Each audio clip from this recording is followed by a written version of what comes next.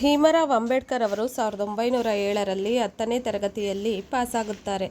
ಮಹಾರ್ ಜನಾಂಗದ ಹುಡುಗನೊಬ್ಬ 10ನೇ ತರಗತಿ ಪಾಸಾದ ಮೊದಲನೇ ವಿದ್ಯಾರ್ಥಿಯಾಗುತ್ತಾರೆ.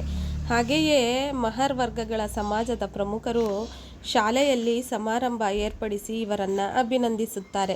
10ನೇ ತರಗತಿ ಪಾಸಾದ ನಂತರ ಅವರು ಮುಂದಿನ ಅಭ್ಯಾಸಕ್ಕಾಗಿ ಎಲ್ಫಿನ್ಸ್ಟನ್ ಕಾಲೇಜು ಸೇರುತ್ತಾರೆ. ಅಲ್ಲಿ ಅವರಿಗೆ ಕೆ.ಎ. ಕೆಲಸ್ಕರ್ ಮತ್ತು ಪ್ರೊಫೆಸರ್ ಮುಲ್ಲರ್ ಅವರು ಬರೋಡಾದ ಮಹಾರಾಜರಾದ ಸಯ್ಯಾಜಿರಾವ್ ಗಾಯಕ್ವಾಡ್ ಅವರು ನೀಡುತ್ತಿದ್ದ 25 ರು ವಿದ್ಯಾರ್ಥಿ ವೇತನ ಸಿಗುವಂತೆ ಮಾಡುತ್ತಾರೆ. 1912ರಲ್ಲಿ ಬಿ.ಎ. ಪದವಿ ಪಡೆಯುತ್ತಾರೆ. ಬಿ.ಎ. ವಿದ್ಯಾಭ್ಯಾಸ ಮುಗಿದ ನಂತರ ಅವರು ಬರೋಡಾದ ಮಹಾರಾಜರ ಆಸ್ಥಾನದಲ್ಲಿ ಮಿಲಿಟರಿ ಲೆಫ್ಟಿನೆಂಟ್ ಆಗಿ ನೇಮಕವಾಗುತ್ತಾರೆ.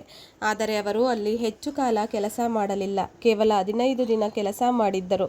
ಆದರೆ ಅವರ ತಂದೆ ಅನಾರೋಗ್ಯದ ಕಾರಣ ಊರಿಗೆ ಹೊರಟ ಅವರು ಅವರ ತಂದೆ ನಿಧನದ ಕಾರಣ ಅವರು ಕೆಲಸ ಬಿಡುತ್ತಾರೆ. ಹೀಗಿರುವಾಗ 1913ರಲ್ಲಿ ಬರೋಡಾ ಮಹಾರಾಜರು ಯೋಗ್ಯ ವಿದ್ಯಾರ್ಥಿಗಳು ಅಮೆರಿಕದ ಕೊಲಂಬಿಯಾ ವಿಶ್ವವಿದ್ಯಾಲಯಗಳಲ್ಲಿ ಓದಲು ಶಿಷ್ಯವೇತನ ಘೋಷಣೆ ಮಾಡುತ್ತಾರೆ. ಆಗ ಅಂಬೇಡ್ಕರ್ ಅವರು ಅವರ ಶಿಕ್ಷಕರಾದ ಕೆ.ಎ. ಕೆಲಸ್ಕರ್ ಅವರ ಜೊತೆಗೆ ಬರೋಡಾದ ಮಹಾರಾಜರಲ್ಲಿ ಬಂದು ಅಮೆರಿಕದಲ್ಲಿ ಉನ್ನತ ವ್ಯಾಸಂಗಕ್ಕಾಗಿ ಶಿಷ್ಯವೇತನ ಪಡೆದು ಅಮೆರಿಕದ ಕೊಲಂಬಿಯಾ ವಿಶ್ವವಿದ್ಯಾಲಯದಲ್ಲಿ ಓದಲು 1913ರಲ್ಲಿ ವಿದೇಶಕ್ಕೆ ತೆರಳುತ್ತಾರೆ.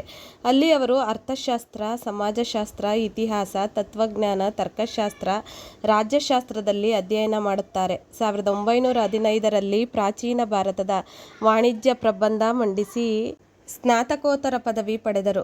ಅದೇ ವರ್ಷ ಅಂತಾರಾಷ್ಟ್ರೀಯ ಸಮಾಜಶಾಸ್ತ್ರೀಯ ವಿಚಾರ ಸಂಕಿರಣದಲ್ಲಿ ಭಾರತೀಯ ಜಾತಿಗಳು ಎಂಬ ಪ್ರಬಂಧವನ್ನು ಮಂಡಿಸುತ್ತಾರೆ.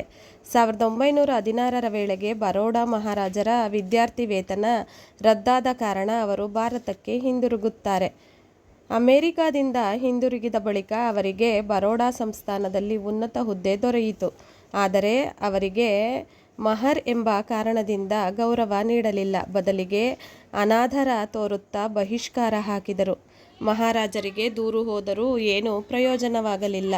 ಅಂಬೇಡ್ಕರ್ ರವರಿಗೆ ಇದರಿಂದ ಏನೂ ತೊಂದರೆ ಒಳಗಾಗದೆ ಅವರು ಇನ್ನೂ ಹೆಚ್ಚಿನ ಅಧ್ಯಯನಕ್ಕೆಂದು ಲಂಡನ್ಗೆ ಹೋದರು. 1922ರಲ್ಲಿ ಬ್ಯಾರಿಸ್ಟರ್ ಆಗಿ ಭಾರತಕ್ಕೆ ಹಿಂದಿರುಗಿದರು. ಅಲ್ಲಿ ಅವರು ಬ್ಯಾರಿಸ್ಟರ್ ಪದವಿ ಪಡೆದರು. ಅಂಬೇಡ್ಕರ್ ಅವರು ಪತ್ರಕರ್ತರಾಗಿಯೂ ಕೂಡ ತಮ್ಮ ಜೀವನದ ಹಾದಿಯಲ್ಲಿ ಗುರುತಿಸಿಕೊಂಡಿದ್ದಾರೆ. 1920ರಿಂದ 1950ರವರೆಗೆ ಸುಮಾರು 3.5 ದಶಕಗಳ ಅವರು ಪತ್ರಿಕೆಗಳನ್ನು ನಡೆಸಿದ್ದಾರೆ.